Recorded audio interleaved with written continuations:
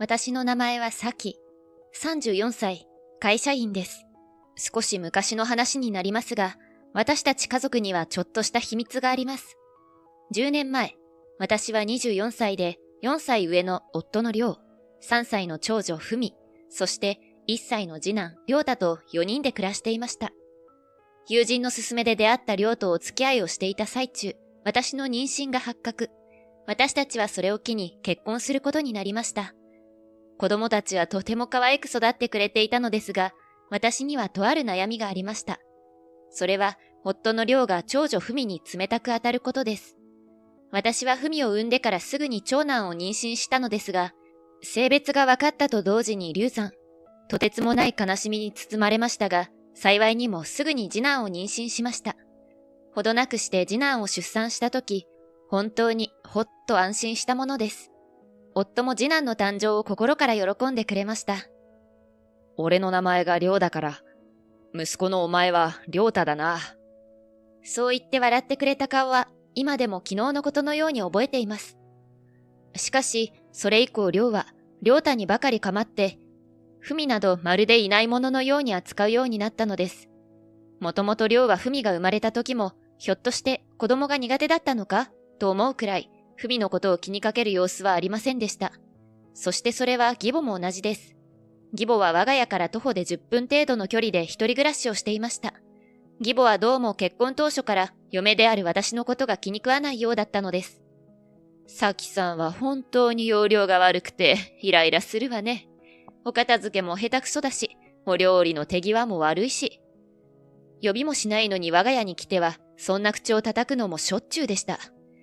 義母は看護師をしており、パートしかしていない私のことをいつも馬鹿にしていました。早くに亡くなった義父の代わりに、女で一つで亮を育てたことが誇りだったのでしょう。その上、私一人だけなら構わないのですが、まだ3歳のふみにまで辛く当たるのです。ふみが挨拶しても無視。亮太のおもちゃは山のように買ってあげるのに、ふみには何一つ買ってくれることはありません。ふみ、見ていて不愉快だから、あっちに行っててちょうだい。亮太くんの邪魔になるでしょ。亮太は可愛いな。それに引き換え、ふみはブサイクで、本当にがっかりだ。父親である亮だけでなく、祖母である義母にまで冷たくされるふみ。3歳児ながら本人にも冷遇されているのはわかるようで、いつもうつむくようになってしまいました。ふみは俺の子供なんかじゃない。他人の子供みたいだな。サキさんもだけど、ふみも家族だとは思えないわ。私とふみから少し離れると、ことあるごとにそう言っているのも知っていました。あまりにもふみがかわいそうなので、亮にやめるように相談しても、まるで聞き入れません。ふみは俺に似ていないから、それに亮太は初めての男の子だから、母さんも俺も可愛いんだよ。なんでもないかのようにそう言うばかり。誰かに話すにも、実の両親にはとても相談できません。信頼できる友人にたまに愚痴をこぼしながら、毎日を過ごしていました。悶々とした気持ちで過ごしていたある日、事件が起きました。亮は営業の仕事をしている関係上、いつも接待などで帰りが遅い人。その日も帰りが遅く、帰宅するなりお風呂に直行してしまいました。脱ぎ散らかした洋服を集めていると、ポケットに何かの紙が入っています。何かと思って開くと、それはラブホテルのレシートだったのです。私は我慢できず、お風呂場に直行してしまいました。ちょっと亮、これは何なの？私が怒鳴ると、亮はさっと顔色を変えました。何それ？どこから？あんたの洋服のポケットからよ。日付だって今日のものじゃない。どういうこと？私の問いかけに亮は最初こそ固まっていました。しかし、すぐに開き直って怒鳴り返してきたのです。俺が誰かと浮気していたところで、なんだって言うんだ。お前が相手をしてくれないんなら仕方ないじゃないか。亮の態度に私は唖然としました。浮気をしたことを認めるばかりか、その原因をなすりつけるだなんて。私が何も言い返せなくなっているうちに、亮は話し合おうともせず、お風呂から出て部屋に閉じこもってしまいました。その翌日は日曜日でした。休みの日、亮は亮太にかかりっきりです。おむつを変えたり、生やしたり、何でもやってあげるパパ。何も知らない人が見れば、さぞ理想的な父親に見えるでしょう。ですが、この日は前日のごたごたを引きずって、亮は目に見えて不機嫌でした。いつも通り良太のお世話をしながら、脇にいる文はいつも通り見て見ぬふり、その上ちょっと物を落とすだけで舌打ちしたり、いかにも怖い雰囲気を漂わせていました。昨日の話を問いただしたいけど、ひとまず落ち着くまで待とう。そう思い、良太を寮に任せているうちに洗濯物を干している時のこと。大きな泣き声が聞こえてきて、私は飛び上がりました。急いで部屋に戻ると、号泣している文と、ぐずる良太をあやしている亮がいました。亮の表情は怒りそのものです。ちょっと、どうしたのよ。私が聞くと、亮はイライラと返します。文が亮太のことをぶったから、俺が殴り返してやったんだ。本当にこいつはダメなやつだな。しつけがなってないんだよ。亮の言葉に、私はとっさに文のもとに駆け寄りました。文の右頬は真っ赤に腫れ上がり、力いっぱい殴られたことが明らかです。文、かわいそうに、パパの言うことは本当なの？文に尋ねると、文は力強く首を横に振ります。ぶってなんかいない。ほっぺを撫でてあげただけなの。すっかり怯えきった小さな声。たった3歳の子にこんなことをするだなんて。こんな力で殴るなんて、文は女の子なのよ。自分の子になんてことするの？私は亮に怒鳴り返しました。知るか、そいつは俺の子供じゃないんだ。またそんなことを冗談でも言わないでっていつも言っているでしょ。私が言い返すも、亮は忌々しい顔でこちらを見てきました。そして信じられない言葉を投げかけてきたのです。冗談なんかじゃない。ちっとも俺と似ていないし、どうせお前が浮気して作った子供なんだろう。何を言っているのよ。昨日は自分の浮気を隠そうともせず、今日は私が浮気したのだという。一体この人は何を言っているのだろう。そう思っていると、ちょうど義母が家を訪ねてきました。義母は、亮が休みの日は必ずと言っていいほど家に来ていたのです。リビングでの光景を見ると、さすがに驚いた顔で立ち尽くします。どうしたの？亮太くんに何かあったの？こんな時でも文の心配はされないのかと思っていると、亮が義母に駆け寄りました。母さん聞いてくれよ。亮は一部始終を義母に語ります。最初はうなずいていた義母でしたが、話が終わると厳しい目で私を見ました。さきさん、あなたが悪いわね。亮は毎日仕事をしていて疲れているのに、文の教育が悪いからってイライラさせて、嫁失格よ。そんな、私は絶句しました。お母さん、ですが亮は昨日浮気を認めたんです。その上、文は自分の子じゃない。私が浮気したんだろうって言うんです。おかしいでしょ？私が感情のままに言い募るも、義母はますます目をつり上げます。浮気の一つや二つ、受け入れられなくてなんだっていうの？それに、文は本当にちっとも亮に似たところがなくて、家族だとは思えないわ。義母の言葉に亮は調子よく乗っかります。母さん、やっぱり俺もおかしいと思っていたんだよ。きっとサキは俺じゃない男とできていたんだ。そうだろう。だとしたらサキさん、あんたの方こそ浮気女よ。一体誰と作った子なんだい。怒鳴ってくる姑。私は二人が一体何を言っているのか全く理解できませんでした。亮の浮気を認めないばかりか、私が浮気だなんて、そんなバカなことはありません。もういいです。しばらく距離を置かせてください。私はそう言って、文を連れて荷物をまとめました。亮太のことは、夫も義母も手放そうとはしませんでしたが、無理やり奪い取って家を出ました。このまま離婚してやりたい。その一心で私は実家へと向かったのです。その日の夜、実家に到着するなり、文も亮太も疲れ切ったのか寝入ってしまっていました。二人は本当に仲のいい兄弟で、寝るときはいつも一緒です。事の顛末を語ると、実両親は顔を真っ赤にして怒り狂いました。ふみちゃんになんてことを、まだ3歳なのにそんなひどい目にあって。涙ぐむ母、父は怒りを顔ににじませながらも迷ったように口を開きました。亮君もあちらのお母さんも本当にふざけた人だ。だがそんなに自分の子じゃないと何度も言うのもちょっと変だな。確かにそれもそうなんだけど、以前から義母も亮もふみに辛く当たるたびにうちの子じゃないと言っていました。ですがふみは正真正銘私が産んだ子供です。一体どうしてそんなことを言われるのか、この時に思っていた疑問がある理由ですっかり晴れることになるのです。数ヶ月後の日曜日、私は久しぶりに自宅に帰ることになりました。亮と義母は何かと私に連絡をよこしては、亮太はどうしている？早く亮太を連れて戻ってこい、と言うばかり。私は話がしたいのでこの日に帰ります、とだけメールを入れ、家に向かいました。玄関を開けると、亮と呼んでもいない義母が駆け寄ってきました。しかし私が一人なのを見て、あからさまに機嫌を損ねた様子です。なに、一人でのこのこ帰ってきているわけ？亮太くんは。お前一人で何の話があるって言うんだよ。自分の浮気の謝罪でもするか？憎まれ口を叩く二人に、私は怒りを何とかこらえます。お話があるので、リビングに行ってもいいですか？二人はしぶしぶといった顔でリビングに向かいました。そして、私は目の前のテーブルに、とある書類を差し出します。離婚届です。私と離婚してください。私の宣言に、夫は驚くどころか、鼻でせせら笑いました。お前が離婚？何言ってるんだ？離婚だなんてパート風情が社会を甘く見ているのね。さもおかしなことのように二人は笑い転げます。亮は散々笑った後、思いついたかのように付け加えました。まあ、離婚してやってもいいけど、離婚の責任はお前だからな。お前のせいで家庭は台無しになったんだからな。違うか？そうよ。慰謝料だってたっぷり払ってもらいますからね。ふみなんかどうでもいいけど、亮太くんの親権だって私たちのものよ。よくもまあ好き勝手なことばかり。光を理性で押さえつけ、私は冷たく言い放ちます。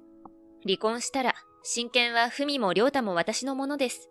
あなた方には指一本触らせません。すると、それまで笑っていた亮と義母の顔が一転、鬼のような形相になりました。嫁のくせに何を偉そうに、大きな口を叩くな。パートごときが子供を育てられるわけないでしょう。いいから亮太くんを渡しなさいよ。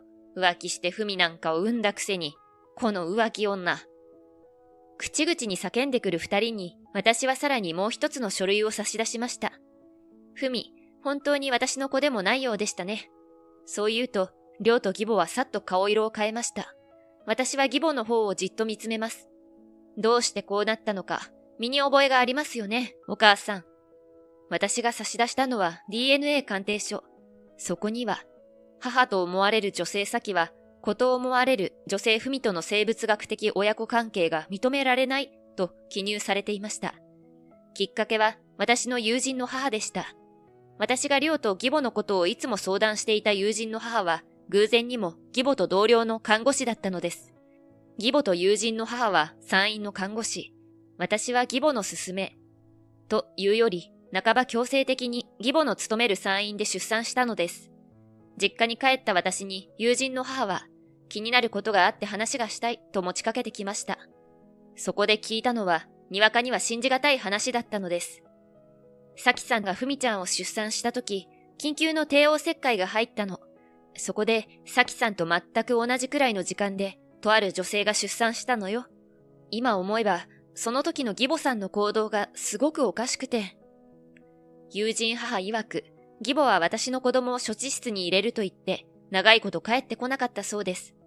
妙に長い時間帰ってこなかったので、探しに行ったところ、すでにネームタグをつけた赤ちゃんを抱いていたとのこと。そのネームタグの名前は私の名前ではなかったそうです。私も出産の時を思い出しました。産後、赤ちゃんの処置があるとかで、義母は赤ちゃんを一切私に触らせずにどこかへ連れて行ってしまったのです。赤ちゃんに会えたのは翌日になってから。つまり、取り替えた可能性があるってことですか？聞き返しながら私は震えが止まりませんでした。あまりにも恐ろしいことが起きている可能性に頭が追いつきません。ただの気のせいならいいのよ。でもね、そもそも帝王切開になった患者さんだって、お産が近づいていたとかそういうわけではなかったの。あの日のあの時間がいいって、ものすごく無理を言って処置をしたの。その指示だって、義母さんが押し通したのよ。私は友人の母の勧めで DNA 鑑定を行いました。その結果がこれ。ふみは私の子ではないとそう書いてありました。今まで信じていたものが足元から崩れたような気分です。だとしたら、この子は一体どこの誰の子なのでしょうか。私が絶望していた時、タイミングよくもう一つの知らせが届きました。その知らせと DNA 鑑定の結果を携えて、私は亮と義母に対面することを決めたのです。りょう、あなたは浮気相手のミクさんとは結婚前からずっと続いていたのね。お母さんもそれをご存知で、ミクさんの子供だったフミと私の子供を取り替えたんですね。私は目の前で顔色を青くしているりょうと義母に、さらにもう一つの書類を差し出します。書類に目を落として、りょうは息を飲みました。その書類は、りょうの浮気調査結果の報告書。私が DNA 鑑定を待っている間、父と母がりょうの浮気調査を依頼していたのです。結果は真っ黒。ミクさんは私が思っていたよりずっとりょうと深い関係にあったのです。りょうは私が家にいないのをいいことに、ミクさんをまるで妻のように家に連れ込んでいました。驚いたのはそこに違和感なく義母が紛れていたこと。お母さんはずっと前からミクさんとりょうに結婚して欲しかったんですね。でもりょうは私と結婚して子供までできてしまった。私が話すと義母は恨みがましく睨みつけてきました。あんたが妊娠さえしなけりゃ全部思い通りにいったのに。義母の話によると真相はこうでした。ミクさんは義母の親友のお嬢さん。私とりょうが出会うより前からりょうとミクさんは深い仲にありました。すっかり二人は結婚すると思っていた義母。しかし、りょうは同時に付き合っていた上に、妊娠が判明した私の方と結婚することになってしまいました。ほどなくして、ミクさんも妊娠していたことがわかります。そこで、義母はりょうに提案したのです。さきさんの子供なんかどうでもいいわ。どうしてもミクさんとりょうの子供を育てたいの。お願いだからそうさせてちょうだい。りょうは最初は驚いていたそうですが、義母の必死の頼みを断ることはできなかったようです。ミクさんはというと、お世話になっている義母さんの頼みだからいいですよ、とまさかの快諾。そして義母は赤ちゃんを取り替えたのです。つまり、フミはミクさんとりょうの子供。でも、育てているうちにフミはりょうに全然似ていないし、サキさんばかりに懐いて可愛くなくなってきたの。でもりょうたはりょうにそっくり。だんだん、私とフミの二人が邪魔になってきた義母とりょう。そこで義母たちはとんでもないことを考えついたのです。サキが浮気していたことにすれば、りょうたの親権は俺がもらえる。その上、慰謝料も養育費もサキからもらえていいことばかりだ。だからミクと結婚し直せばいい。そう考えて、私とフミを追い出すつもりだったということでした。一連の話を終えて、私は長いため息をつきます。今回のことは弁護士に相談しました。お母さん、あなたのしたことは犯罪です。どう処理するかは弁護士さんと話します。私の犯罪という言葉に義母は表情を固くしました。しかしりょうは真っ青な顔色のまま、必死の目で私を見ます。フミのことは悪かった。だけどりょうただけは置いていってくれ。俺の大切な息子なんだ。私のことはどうだっていいわ。でもりょうたくんだけはお願い。りょうと義母の顔は真剣そのものでした。しかし、私の決意は変わりません。子供は二人とも私が親権を取ります。りょう、あなたにもお母さんにも慰謝料を請求するから覚悟してね。そう言い捨てると、私は席を立ってリビングを後にしました。引き止めるりょうの声に何も聞こえないふりをします。りょうはりょうたにだけは確かにいい父親でした。しかし、ふみを殴った時のあの恐ろしい顔を思い出すと、絶対にりょうに子供を渡すわけにはいかない。そう強く決心しました。その後、りょうと義母はギリギリまでりょうたの親権を獲得するつもりだったようでしたが、結局断念することに。理由は、りょうのふみへの家庭内暴力と義母の犯罪行為でした。義母は自分のことはどうだっていいと言っていたので、迷うことなく通報済み。案の定、義母は勤め先を即刻クビになり、今も裁判が続いています。りょうはミクさんとやり直すのかと思いきや、犯罪者の息子は嫌という理由でミクさんに振られたそうです。そして、こちらも会社にまで義母の行為が広まってしまった結果、花形だった営業職から左遷、聞いたこともないような遠くの部署に飛ばされたとか。その上、私の請求した慰謝料を義母の分まで肩代わりすることになり、必死の思いで働くことになったとのこと。私たち家族はというと、探偵や調査会社を駆使した結果、私の子供はとある児童養護施設で育てられていることが判明。どうやらミクさんは代わりに私の子供を受け取ったのはいいものの、育てる気は最初からこれっぽっちもなかったようです。いろいろあったものの、無事私の子供として引き取ることができました。マイというその子はあまりにも私にそっくりで、施設の人も驚いたほどです。ふみが受け入れてくれるかだけが心配だったものの、ふみは舞を目にした瞬間大喜び。新しいお姉ちゃんができた。私のお姉ちゃん。そう言って舞に抱きついたので、思わず涙がこぼれてしまいました。ふみより少しだけ背が高かった舞もびっくりしていたものの、すぐにふみと打ち解けて一安心。私はパート先で何とか正社員に採用してもらい、実家の力を借りながら必死に、しかし楽しく子育てをしています。あんなに小さかったふみと舞も10年経った今はもう中学生です。すっかりやんちゃになった亮太と3人で少し変わった兄弟として今も仲良く暮らしています。